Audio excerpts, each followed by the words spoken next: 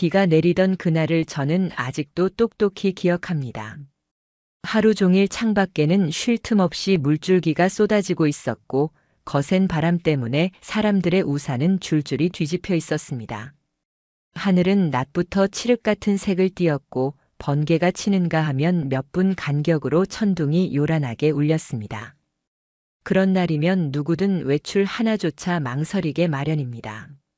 차라리 집 안에 있는 게 안전하고 오히려 마음이 놓이니까요. 그런데도 제 아내는 뜻밖의 행동을 보였습니다. 그날 오후 4시쯤 거실 소파에 앉아 창밖을 멍하니 바라보고 있던 제게 아내가 갑자기 이렇게 말했습니다.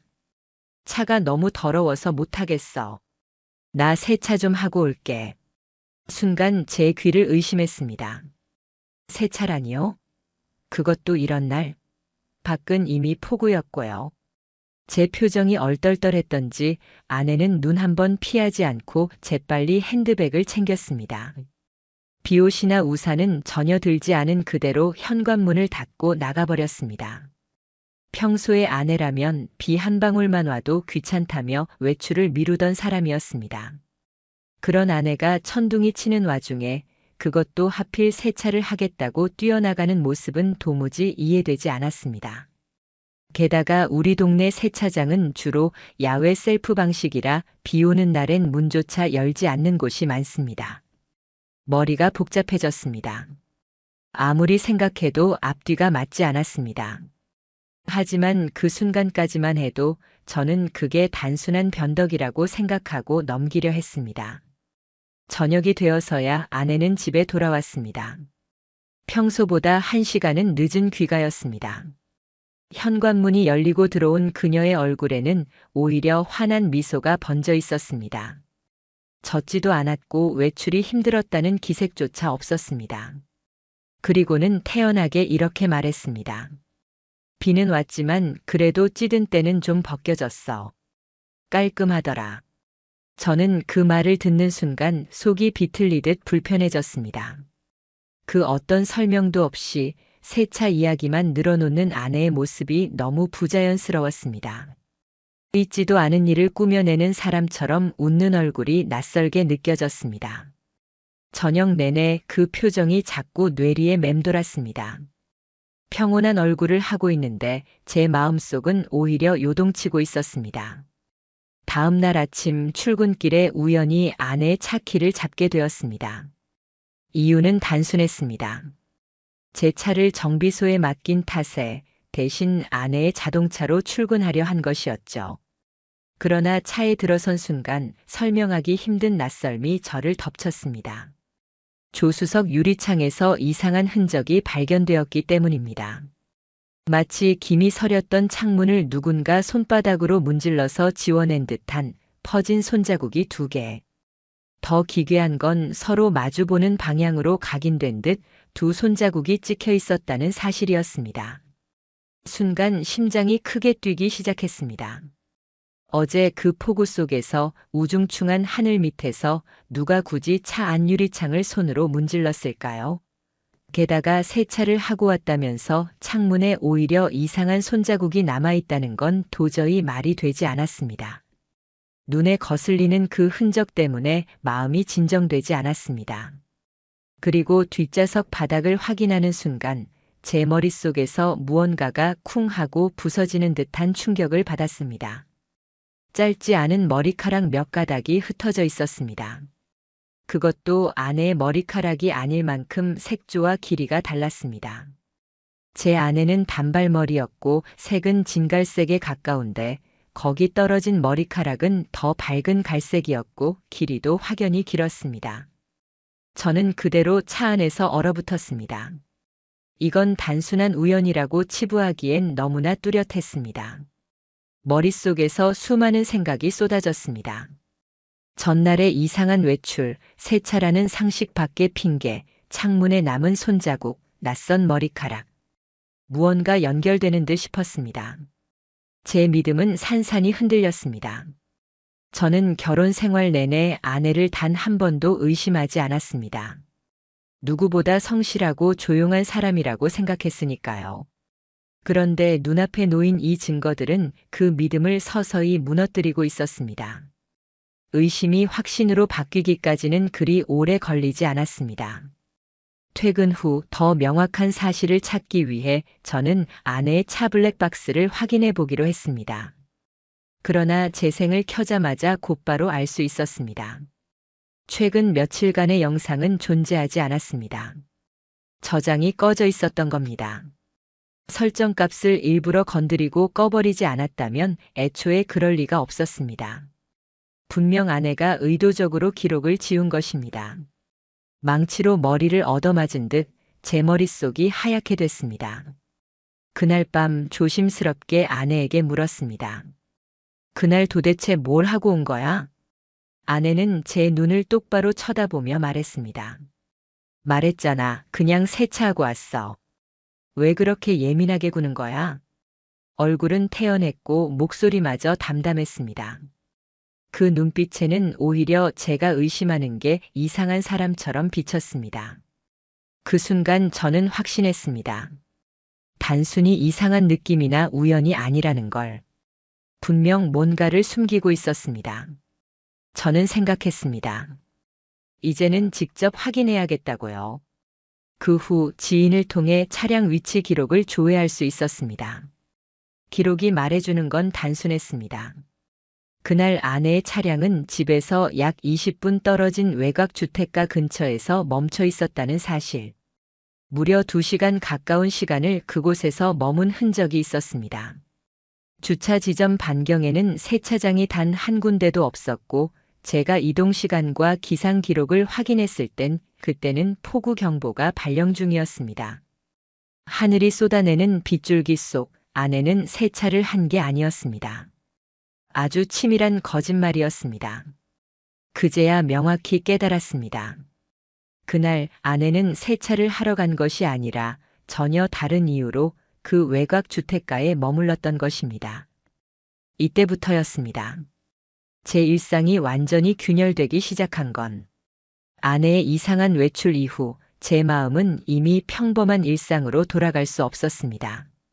머리는 끊임없이 설마 아닐 거야라고 애써 부정했지만 어제 발견한 증거들이 머릿속을 계속 맴돌았습니다. 조수석 유리창의 손자국, 뒷좌석에서 나온 낯선 머리카락, 꺼져 있었던 블랙박스. 시간이 지날수록 그 모든 것이 단순한 우연일 수 없다는 생각으로 굳어졌습니다. 참고 넘어가기엔 뼛속이 시릴 만큼 불안했습니다. 머리로는 아닐 것이다라고 되뇌었지만 가슴은 이미 다른 결론을 알고 있었습니다.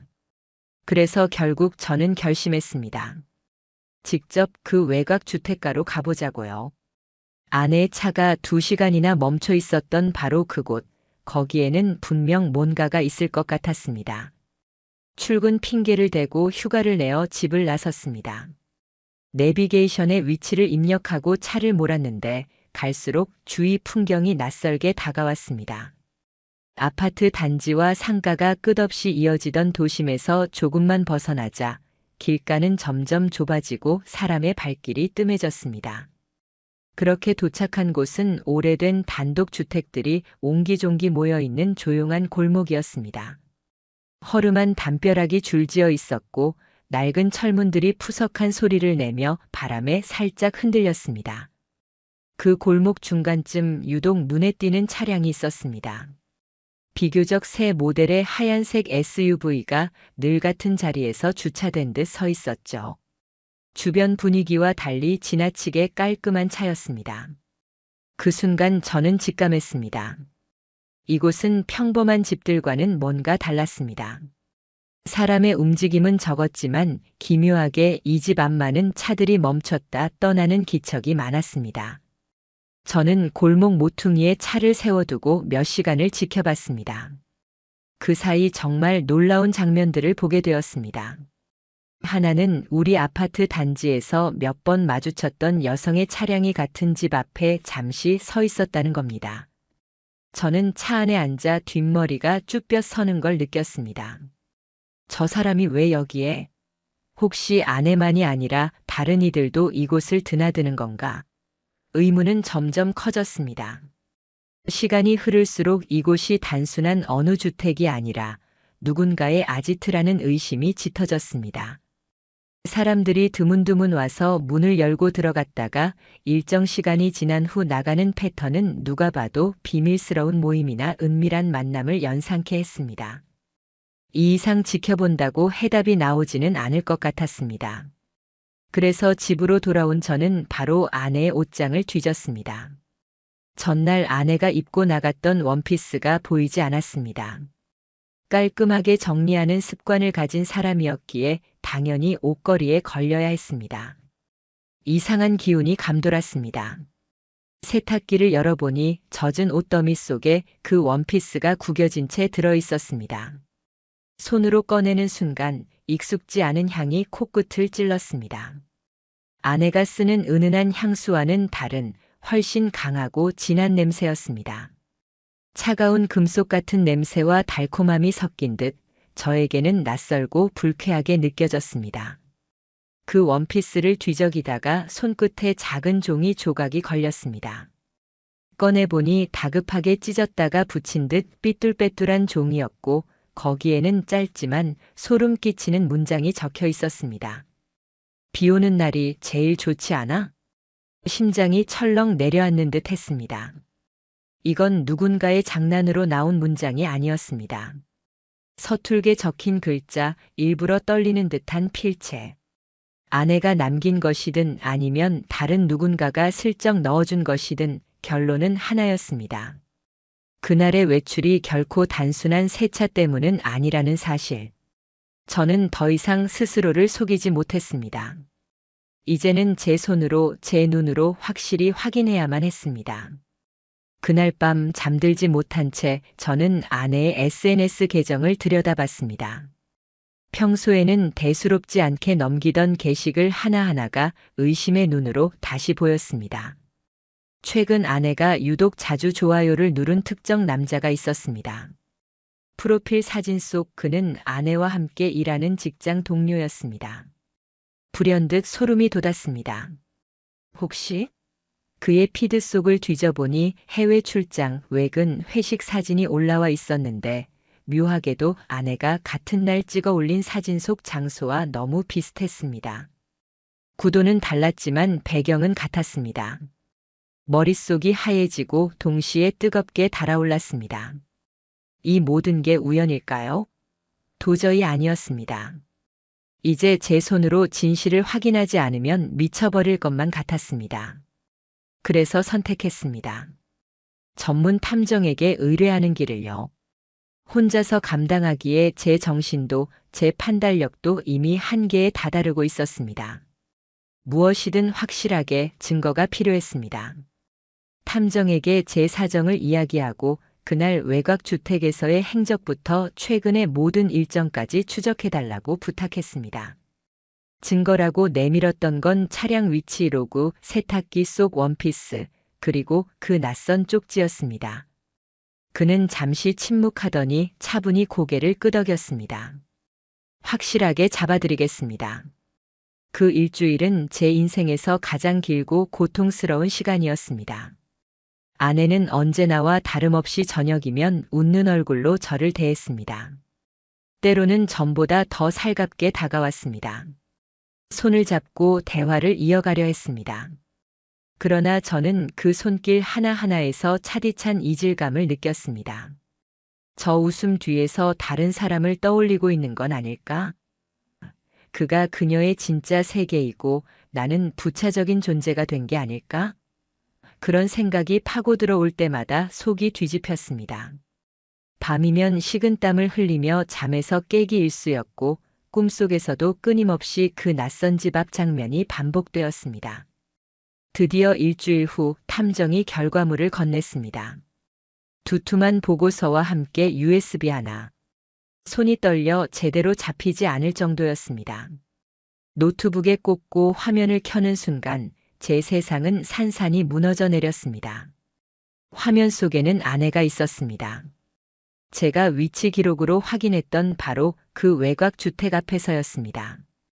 아내는 차에서 내리더니 두리번거리지도 않고 익숙한 듯 대문 비밀번호를 눌렀습니다. 그리고 뒤따라 내린 또 다른 남자가 있었습니다. 그는 아내의 직장 팀장이었습니다. 나이가 있는 중년 남자, 아내와 함께 일하던 상사였습니다. 서로를 보자마자 주저없이 포옹을 나누며 집 안으로 들어갔습니다. 눈앞이 새까맣게 물들어갔습니다. 의심이 아니라 현실이었습니다. 그리고 차 안에서 찍힌 또 다른 장면. 비 오는 오후 두 사람은 차 안에서 유리창에 하트를 그리며 웃고 있었습니다. 그 장면은 제가 실제로 확인했던 그 손자국의 주인공이었음을 입증했습니다. 제 옆구리를 꿰뚫는 듯한 통증과 함께 순간적으로 절규가 목구멍까지 치밀었습니다. 하지만 소리조차 나오지 않았습니다. 손끝까지 떨려서 키보드를 칠 수도 없었습니다. 그 모든 장면은 너무도 치명적으로 제 마음을 찔러왔습니다. 아내는 그날 세차를 하러 간 것이 아닙니다. 다른 남자를 만나러 갔던 겁니다. 폭우와 습기로 가득한 차 안에서 두 사람은 웃으며 마치 세상에 둘만 존재하듯 유리창 위에 하트를 새기고 있었습니다. 그것은 제게 쏟아진 폭우보다 훨씬 잔혹한 현실이었습니다. 그날 밤 저는 아내의 앞에 조용히 USB를 꺼내 놓았습니다. 이게 뭐냐? 아내는 그제야 얼굴이 얼어붙었습니다. 처음에는 대답하지 못하다가 이내 눈물을 흘리며 말했습니다. 그냥 감정이 흔들렸을 뿐이야 진심은 아니었어. 그 말을 들었을 때 저는 오히려 허탈했습니다. 하트까지 그려놓고 차 안에서 웃음을 나누던 모습이 고스란히 영상에 담겨 있었는데 그게 진심이 아니라고요? 그 변명을 듣는 순간 주먹을 쥔 손에서 진물이 날 정도로 분노가 치밀었습니다. 결국 저는 서재로 들어가 변호사 사무실을 검색했습니다. 이제 감정으로는 도저히 버틸 수 없었습니다. 이건 명백히 저를 속이고 기만한 행위였고 그 대가를 반드시 치르게 할 수밖에 없었습니다. 탐정이 건넨 USB 속 현실을 보고 난 뒤 저는 그날 밤 단 하나의 생각만 했습니다. 반드시 법적으로 이 일을 끝내야 한다는 것이었습니다. 마음속에서 이미 결혼 생활이 깨졌음을 인정했고 감정의 문제가 아니라 절차와 증거로 승부해야 할 때라고 결론을 내렸습니다. 다음 날 아침 저는 변호사 사무실과 상담 예약을 잡았습니다. 낯선 건물 안으로 들어서니 서늘한 공기와 묵직한 분위기가 맞이합니다. 상담실에서 변호사와 마주 앉아 지난날의 모든 의심과 단서들을 하나하나 꺼냈습니다. 블랙박스 영상이 꺼져 있었던 사실, 차량 위치 기록에 나온 외곽 주택가, 뒷좌석의 낯선 머리카락, 세탁기 속 젖은 원피스와 다른 향수 냄새, 그리고 무엇보다 탐정이 촬영한 영상 속 모습. 저는 숨이 가빠지면서도 차분히 모든 것을 말했습니다. 변호사는 제 말을 들으며 점점 표정이 굳어갔습니다. 그리고는 단호하게 말했습니다. 이 정도 증거면 충분합니다. 상간남에게 위자료 청구, 부인에 대한 이혼 소송 모두 진행 가능해요. 특히 두 사람이 비밀번호를 알고 드나든 외곽주택, 차 안에서의 신체 접촉이 찍힌 영상은 법정에서도 강력한 증거가 됩니다. 그 말을 듣는 순간 제 안에서 오래 꽉 막혀있던 무언가가 터져나오는 듯 했습니다. 저는 망설임 없이 상간남에 대한 위자료 청구 소송을 진행하겠다고 답했습니다. 그리고 아내와도 이혼 소송을 병행하겠습니다. 제 앞에서 웃으며 거짓말을 하고 폭우 속 차 안에서 다른 남자와 하트를 그리던 그 얼굴을 더 이상 마주할 이유가 없었습니다. 변호사는 즉시 소장을 준비했고 며칠 뒤 상간남 앞으로 내용 증명이 발송되었습니다. 반응은 예상과 크게 다르지 않았습니다. 처음에 그는 아무 사이도 아니다라는 진부한 말로 부인했지만 변호사 측에서 증거 자료를 몇 가지만 전달하자 태도가 급변했습니다. 직접 만나고 싶다면서 연락을 해왔습니다. 저는 그 자리에서 거절했습니다. 이미 모든 진실을 손에 넣었는데 그의 입에서 나올 변명에 시간을 낭비할 필요가 없었습니다. 아내의 반응은 더 기묘했습니다. 처음에는 울면서 용서를 구하며 무릎까지 꿇겠다던 사람이 며칠 지나지 않아 제 책임을 운운하기 시작했습니다. 당신도 나한테 소홀했잖아. 이렇게 된 건 우리 둘의 문제야. 그 말은 저를 분노하게 만들었습니다. 피해자를 가해자로 둔갑시키려는 억지처럼 느껴졌습니다. 어느 날은 자기 부모를 데리고 와서 말했습니다. 나중에 태어날 아이를 생각해서라도 참아야 하지 않겠냐. 그 말에 저는 어이가 없었습니다. 저는 더 이상 대화를 이어가지 않았습니다. 결국 직설적으로 물었습니다. 너 솔직히 몇 번이나 만난 거야? 그날 폭우 속에서만 그랬던 거야? 아내는 침묵했습니다. 그 침묵이 곧 답이었습니다. 단 한 번이 아니었습니다. 그리고 저는 더 파헤치지 않기로 했습니다. 얼마나 많은 날들과 장소에서 제가 모르는 사이 벌어진 일인지 상상하고 싶지 않았습니다. 탐정 보고서에서 드러난 한 가지 사실은 제 분노를 더 키웠습니다. 아내와 상간남이 드나들던 외곽주택은 상간남의 소유가 아니었습니다. 그의 고등학교 동창이자 같은 회사 후배의 집이었습니다. 그 집은 원래 비워둔 상태였는데 상간남이 스트레스 해소할 공간이 필요하다며 비밀번호를 받아 몰래 썼던 겁니다. 그 친구는 나중에 이 사실을 알고 경악했고 직접 저에게 전화를 걸어 말했습니다. 그 자식 진짜 막가는 놈이에요. 몰랐네요. 꼭 이기셔야 합니다. 그 목소리를 듣는 순간 단단한 벽 안에서 감정이 조금 흔들렸습니다. 세상 모두가 저를 조롱하는 것 같았는데 누군가는 제 편이 되어주고 있다는 사실에 눈물이 났습니다. 며칠 뒤 상간남의 배우자도 이 일을 알게 됐습니다. 그녀는 격분했고 저와의 연락을 시작했습니다. 자연스럽게 피해 상황을 공유하게 되었고 우리는 각자 배우자가 거짓말로 가정을 파괴했던 과정을 들으며 서로에 대한 연대감을 느꼈습니다. 상간남은 아내에게 곧 이혼할 거다라고 말하며 희망을 심어놓고 집에서는 회사 일이 많다며 외박을 반복했다고 합니다. USB 영상 속 두 사람이 차 안에서 김서린 유리창을 손으로 닦으며 하트를 그리던 장면은 제 머릿속에서 떠나지 않았습니다. 그들은 그 장면을 통해 서로의 불륜을 스스로 기념하고 있었습니다. 저는 그 모든 걸 잊지 않기로 했습니다. 상간남의 배우자와 저는 협력해 공동 대응 전략을 세웠습니다. 그 과정에서 상간남은 결국 휴직계를 냈고 직장 내 윤리 규정 위반으로 징계 절차가 진행되었습니다. 그는 사내에서 점점 고립되었습니다. 반면 아내는 초반에만 반성하는 듯 하다가 시간이 지나면서 무감각해졌습니다. 어느 날은 이렇게 말했습니다. 그래도 그 사람만큼은 날 이해해줬어. 그 말은 저를 끝까지 자극했습니다.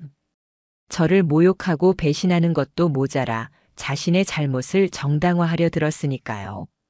저는 이혼 절차를 더 빠르게 진행하기로 했습니다. 저는 단호했습니다. 이제 남은 건 법적으로 모든 걸 끝내고 상간남과 아내가 자신들의 행동에 대한 대가를 치르게 하는 것뿐이었습니다. 상간남과 아내의 배신을 확인한 저는 이제 감정을 억누르고 철저히 절차로 대응하기로 마음먹었습니다. 울분에 치를 떨던 때도 있었지만 이제는 눈물이 아닌 서류와 증거로 싸워야 할 시간이었습니다. 분노에 휘둘리면 제가 손해를 보게 되고 그들에게 빠져나갈 구멍을 줄 수 있기 때문이었습니다. 변호사는 이미 소장을 작성했고 법원에 정식 접수까지 마쳤습니다. 상간남과 아내 모두에게 사건의 내용이 공식적으로 통보되었습니다. 제가 그들을 상대로 더 이상 집안에서 혹은 싸움의 언성 속에서 분노를 표출하는 게 아니라 법정이라는 무대에서 책임을 묻겠다는 선언과도 같았습니다. 저는 흥분을 가라앉히고 제 마음을 단단히 다잡았습니다. 며칠 후 낯선 번호로 전화가 걸려왔습니다. 받자마자 들려온 목소리는 상간남의 변호사였습니다. 그는 공손한 말투로 자신을 소개하더니 곧바로 본론으로 들어왔습니다. 의뢰인도 이번 일에 대해 송구스럽게 생각하고 있습니다. 서로 좋게 마무리하는 건 어떻겠습니까? 합의금 액수를 논의해 볼 수 있을 겁니다. 그 순간 제 입술은 차갑게 굳었습니다. 저는 숨을 깊게 들이킨 후 차갑게 잘라 말했습니다. 합의라뇨. 제 인생을 짓밟아 놓고 좋게 끝내자는 건 말도 안 됩니다. 저는 끝까지 갈 겁니다. 법정에서 진실을 밝히고 책임을 묻겠습니다. 제 목소리는 떨렸지만 의지는 분명했습니다. 상대 변호사가 무슨 말을 덧붙이려 했지만 저는 전화를 끊었습니다. 혼잣말처럼 내뱉었습니다. 당신네가 저지른 짓 절대 값없이 넘어가지 않아. 그 이후로 상간남은 저에게 직접 연락을 시도하지 못했습니다. 하지만 그의 직장 내부에서는 이미 소문이 퍼지기 시작했습니다. 오랫동안 회사에서 성실하다고 평가받던 중년 팀장 알고 보니 부하 직원과 불륜을 저질렀다는 사실은 빠르게 입에서 입으로 전해졌습니다. 이 사람이 그런 사람이었어? 라는 놀라움과 경멸이 회사 안을 가득 채웠습니다. 팀 내 분위기는 얼어붙었고 상간남의 위신은 한순간에 추락했습니다. 상간남의 배우자 역시 제게 협력적인 태도를 유지했습니다. 그녀는 차분하면서도 단호했습니다. 저도 이혼을 준비하고 있습니다. 우리 아이들에게 더 이상 거짓된 아버지를 보여줄 수는 없습니다. 그녀의 눈빛에는 슬픔보다는 결의가 담겨 있었습니다. 서로 피해자가 된 사람들이 같은 목표를 향해 협력하는 순간 이상할 만큼 서로에게 견디는 힘이 되었습니다. 정작 더 당황스러운 것은 아내의 태도였습니다. 소송 서류가 전달된 이후 그녀의 태도는 눈에 띄게 변했습니다. 한때는 눈물을 쏟으며 잘못을 인정하던 사람이 이제는 오히려 자신이 피해자라는 듯 말하기 시작했습니다. 나는 휘말린 거야. 그 사람이 강하게 다가와서 나는 거절할 수가 없었어.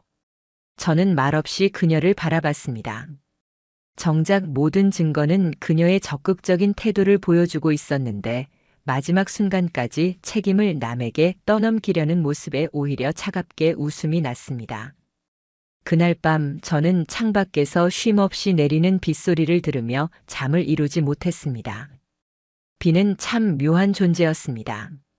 그날 이후로 비가 오는 날이면 제 마음속 깊은 곳에서 똑같은 장면이 되살아났습니다. 차 안에 차곡차곡 고여있던 습기, 유리창을 따라 흐르던 빗물, 그리고 두 사람이 창문 위에 하트를 그리며 웃던 얼굴. 잔인할 만큼 생생하게 제 머릿속에 각인돼 있었습니다. 며칠 후 상간남의 배우자가 저에게 자료를 하나 건네주었습니다. 그것은 상간남이 제 아내에게 보냈던 문자 메시지 기록이었습니다. 오늘도 비가 와서 좋아. 다음 주엔 더 긴 시간 함께 할 수 있겠지? 그런 문장들이 고스란히 남아 있었습니다. 저는 가슴속이 절단 나는 듯한 아픔을 느꼈습니다. 모든 게 단순한 외도가 아니라 치밀한 계획 아래 정기적인 만남이었다는 사실을 다시금 깨닫게 되었기 때문입니다. 저와 변호사는 그 자료까지 정리해 법원에 제출했습니다. 탐정이 확보한 외곽 주택 출입 기록과 CCTV 영상 역시 증거로 포함시켰습니다. 법적으로 빠져나갈 구멍은 더 이상 없었습니다. 변호사는 말했습니다. 이 정도라면 상대 측이 법정에서 부인할 수도 없습니다. 이미 게임은 끝났습니다. 하지만 여기서 멈출 수는 없었습니다. 저는 더 많은 증거를 확보하고 싶었고 그것이 제가 감정에 휘둘리지 않고 흔들리지 않게 만드는 마지막 장치라 생각했습니다. 저는 다시 한번 주차장 주변 CCTV를 확인해 봤습니다. 그곳에 찍힌 장면에는 아내와 상간남이 동시에 차에서 내리고 자연스럽게 보조키를 사용해 집으로 들어가는 모습이 분명히 담겨 있었습니다. 저는 그 영상을 받아들고 또다시 심장이 내려앉는 듯 했지만 동시에 속으로 다짐했습니다. 이제 끝이다. 내가 만들어낸 거짓과 위선 그대로 돌려받게 해주겠다. 소장이 접수되고 며칠 후 법원에서 첫 조정 기일이 잡혔습니다. 법정 복도에서 마주친 아내는 초췌한 얼굴이었고 상간남은 변호사 옆에서 고개를 숙인 채 걸어 들어왔습니다. 그러나 법정 밖에서 잠시 스치듯 본 그들의 눈빛은 놀랍게도 여전히 서로를 의식하고 있었습니다. 짧은 순간이었지만 제 눈에는 너무도 뚜렷하게 보였습니다. 여전히 서로에게 기대려는 그 기묘한 기색이. 저는 이를 악물었습니다. 끝까지 그렇게 하겠다는 거냐? 끝까지 나를 기만하겠다는 거냐? 조정 자리에서 변호사로부터 연락이 왔습니다. 상간남 측에서 합의금 액수를 크게 올리겠다 합니다. 이쯤에서 끝내길 원합니다. 하지만 저는 고개를 저었습니다. 아니요. 끝까지 갑니다. 감정에 휘둘린 게 아니었습니다. 이제는 원칙이자 다짐이었습니다. 그 순간부터 그들의 상황은 점점 무너져 내렸습니다. 상간남의 배우자는 이혼 소송을 본격적으로 진행했고 직장 내 윤리위원회에 사건이 공식 보고되었습니다. 회사 측에서도 징계위원회가 열렸습니다. 윤리 위반으로 인해 정직 6개월 이상의 중징계가 통보되었고 상간남은 결국 사직서를 제출할 수밖에 없었습니다. 한때 권위와 지위를 자랑했던 사람이 이제는 스스로 무너져 내리고 있었습니다. 아내의 상황 역시 달라지기 시작했습니다. 초반에는 반성하는 태도를 유지했지만 시간이 갈수록 스스로를 합리화하며 현실을 직시하지 못했습니다. 저는 그 말을 더 이상 참을 수 없었습니다. 이혼 절차를 끝까지 진행하겠다고 굳건히 결심했습니다. 그 모든 과정을 겪으며 제가 깨달은 게 있습니다. 비 오는 날 세차하러 간다는 상식도 맞지 않는 거짓말 하나가 결국 모든 판을 뒤집었습니다. 작은 균열이 거대한 붕괴로 이어졌고 그 거짓말은 결국 두 사람의 인생을 바꿔놓고 있었습니다. 저는 차가운 마음으로 서류를 다시 확인했습니다. 남은 건 싸움이 아니라 이미 정해진 결말을 향해 나아가는 절차뿐이었습니다. 법원에 첫 발을 들였을 때 저는 이미 각오가 되어 있었습니다. 이 싸움은 감정의 전쟁이 아니라 증거와 절차가 만드는 결과라는 것을 알고 있었으니까요. 하지만 실제로 판결이 내려지는 순간까지의 시간은 상상보다 더 고통스러웠습니다. 상대 측 변호사는 끝까지 감형을 받으려 애썼습니다. 상간남은 후회한다, 실수였다는 말을 수없이 반복했습니다. 그러나 법정에 제출된 증거들은 그 모든 말을 뒤집었습니다. 문자 메시지, 외곽 주택의 출입 기록, 주차장 CCTV 영상, 그리고 탐정의 사진. 거기에는 우연이나 오해라는 말이 비집고 들어올 틈조차 없었습니다. 재판부는 명확하게 말했습니다. 피고인들의 행위는 단순한 불륜을 넘어 배우자에 대한 명백한 기만과 정신적 고통을 초래했습니다. 특히 반복적이고 계획적인 만남이 확인되었으므로 책임을 인정합니다. 판결문에 적힌 문구는 제 마음속 응어리를 조금은 풀어냈습니다. 결과적으로 아내에게는 3천만 원, 상간남에게는 5천만 원의 위자료 지급 판결이 내려졌습니다. 저는 액수 자체보다 이제 그들이 법적으로 잘못한 사람으로 규정되었다는 사실에 의미를 두었습니다. 상간남의 표정은 순식간에 무너졌습니다. 그는 돈도 돈이지만 회사에서 이미 징계를 받고 사표를 제출한 상태였습니다. 법정에서 패소했다는 사실은 결국 사회적 명예까지 박살낸 것이 되었습니다. 사내에서는 불륜으로 퇴사한 팀장이라는 낙인이 찍혔고 더 이상 동료들 사이에서 얼굴을 들 수 없게 되었습니다.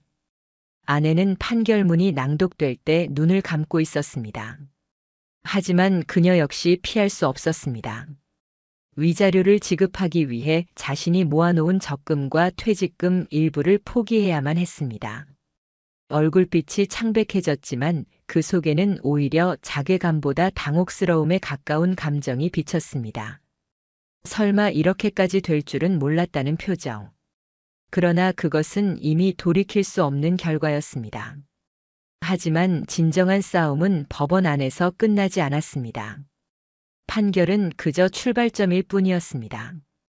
제가 겪어야 했던 진짜 고통은 그 후부터였습니다.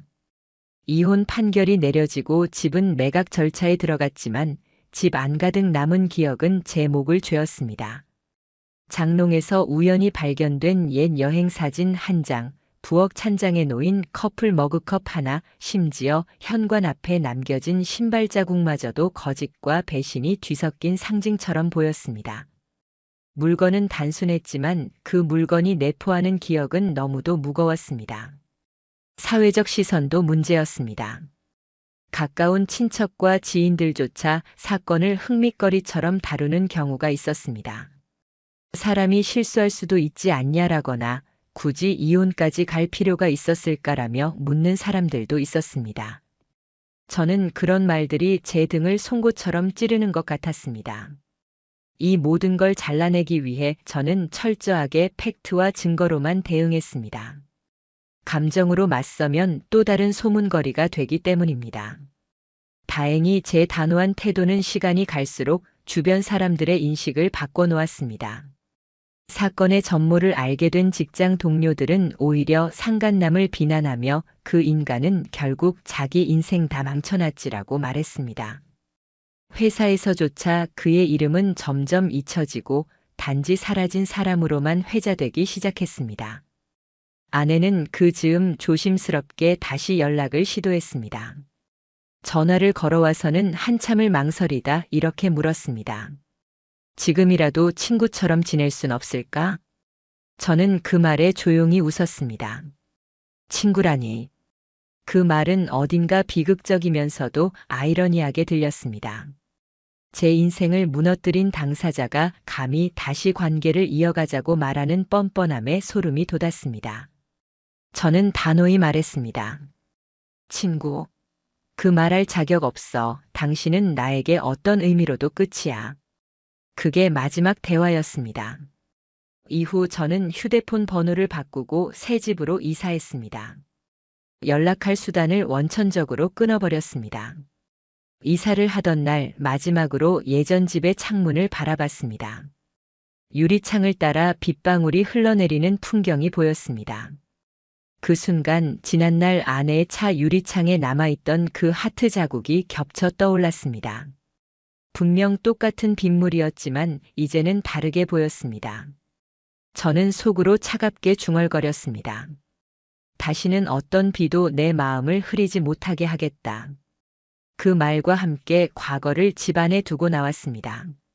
하지만 일상을 회복하는 건 쉽지 않았습니다. 수년간 함께한 기억을 단칼에 도려내듯 잊을 수는 없었으니까요. 그래서 저는 전문가의 도움을 받기로 했습니다. 정기적으로 심리 상담을 받으며 제 마음을 들여다봤습니다. 상담사는 제게 말했습니다. 당신은 상처받은 게 맞습니다. 하지만 그것을 부끄러워할 필요는 없어요. 당신은 당당하게 대처했고 피해자가 결코 잘못한 게 아니라는 사실을 잊지 마세요. 그 말은 제게 큰 힘이 되었습니다. 저는 작은 변화들을 시작했습니다. 회사 일에 집중하고 운동을 다시 시작하며 새로운 취미를 찾아 시간을 채우려 했습니다. 처음엔 억지 같았지만 하루 이틀 시간이 지나면서 조금씩 마음이 가벼워지기 시작했습니다. 그리고 법적 싸움에서 이긴 건 분명 중요했습니다. 그러나 진짜 승리는 제 삶을 되찾는 것이었습니다. 아내와 상간남은 위자료와 불명예 속에서 무너졌고 저는 무너진 자리에서 다시 일어서고 있었습니다. 그 모든 시작은 사실 단 한마디 거짓말이었습니다. 비 오는 날 세차하러 갔다. 그 말이 결국 두 사람의 인생을 송두리째 파멸로 이끌었고 제게는 더 강해질 기회를 남겼습니다. 법원 판결이 끝나고 위자료 문제까지 마무리됐을 때 주변에서는 모두 저에게 말했습니다. 당신은 이겼습니다. 이제 자유로워졌잖아요. 하지만 정작 제 마음은 승리라는 단어와는 한참 거리가 멀었습니다. 그들의 파멸을 지켜보며 일시적인 통쾌함은 느꼈지만 무너져 내린 제 내부는 여전히 복구되지 않았습니다. 사람들은 결과만 이야기했습니다. 금전적인 보상, 상대방의 몰락, 이혼 판결. 하지만 저 개인에게는 그 모든 것보다 배신당했다는 감정이 견딜 수 없게 남아 있었습니다. 신뢰했던 사람에게 배신을 당했다는 경험은 돈이나 판결문이 결코 대신 치유해 줄 수 없었습니다. 저는 종종 사람들의 말에 속으로 반문하곤 했습니다. 정말 내가 이긴 건가? 아니면 가장 소중한 걸 잃고 빈 껍데기만 받은 건가? 아내는 재판 직후 부모 집에 잠시 머물더니 회사를 그만두고 다른 도시로 이사를 갔다고 들었습니다. 저와 연결된 흔적을 모두 지우려는 듯 했습니다. 그런데 뜻밖의 소식은 지인을 통해서 전해졌습니다. 사실 아직도 그 사람이랑 연락하고 있는 것 같아요. 그 말을 듣는 순간 속이 서늘해졌습니다. 모든 걸 잃고도 여전히 서로에게 매달린다는 사실이 다시 한번 제 가슴에 소금을 뿌리듯 아프게 스며들었습니다. 저는 최소한 그들이 깨닫고 각자의 인생을 반성하며 살 거라 예상했으니까요. 하지만 그건 제 희망일 뿐이었습니다. 그러나 놀라운 건 그들의 관계가 오래가지 못했다는 점이었습니다. 상간남은 이혼 이후 모든 기반을 잃었습니다. 양육권은 전처가 모두 가져갔고 재산의 절반 이상을 내줘야 했습니다. 집도 팔리고 직장 경력 또한 불륜 낙인 때문에 더 이상 쓸모가 없었습니다. 여러 회사를 전전하며 이직을 시도했지만 불륜으로 회사를 떠난 사람을 채용할 수는 없다는 이유로 번번이 거절당했다고 합니다. 결국 그는 여기저기 작은 계약직과 프리랜서 일을 떠다니며 과거 수입의 절반도 되지 않는 생활을 이어갔다고 하더군요. 아내의 처지는 다르지 않았습니다. 그녀는 새로운 도시에서 직장을 구했지만 오래 버티지 못했습니다. 새로운 동료들 사이에서도 과거의 소문이 은근히 흘러들었고 저 사람 예전에 불륜으로 이혼당했다더라는 말이 꼬리표처럼 따라다녔습니다. 아무리 웃으며 부정해도 사람들의 시선은 차갑게 식어 있었습니다. 결국 그녀는 회사를 그만두고 단기 계약직을 전전했습니다. 생활비를 감당하지 못해 부모에게 손을 벌리기 시작했고 일부 가족조차 등을 돌렸다고 들었습니다. 그런데 결정적으로 서로 붙들던 두 사람마저 결국 깨지고 말았습니다. 한때는 서로에게 위로가 될 거라 맹세했던 관계였지만 모든 걸 잃고 나니 남은 건 책임과 후회뿐이었습니다. 요행처럼 생각했던 도피처가 현실이라는 무게 앞에서는 산산이 조각났습니다. 서로에 대한 원망만 남았다더군요. 결국 각자 다른 길로 흩어지고 주변인들도 하나둘씩 손을 놓았습니다. 제 지인이 전해준 말은 더욱 씁쓸했습니다. 지금은 혼자 알바 전전하며 살고 있어요. 거의 사람들과도 연락을 끊었고요. 그 남자도 SNS 다 닫고 사라졌대요. 그 이야기를 들으면서도 저는 마음이 복잡했습니다. 분명 스스로의 잘못이 부른 파멸이지만 한때 사랑했던 사람이 그렇게 몰락한다는 사실이 완전히 기쁘지는 않았습니다. 그렇다고 해서 제가 흔들리지는 않았습니다. 저는 제가 가야 할 길을 따로 선택했습니다. 이혼 이후에도 공허함은 쉽게 치워지지 않았습니다. 그래서 저는 꾸준히 심리 상담을 이어갔습니다. 상담 과정에서 저는 하나를 배웠습니다. 상처는 지워지는 게 아니라 함께 살아가야 하는 것이라는 사실이었습니다. 억지로 잊을 수 있는 게 아니라 받아들이고 제 삶에 녹여내야 했습니다. 저는 조금씩 저를 위한 생활을 다시 세워갔습니다. 회식 대신 운동으로 저녁 시간을 채우고 주말엔 새로운 취미를 시도했습니다.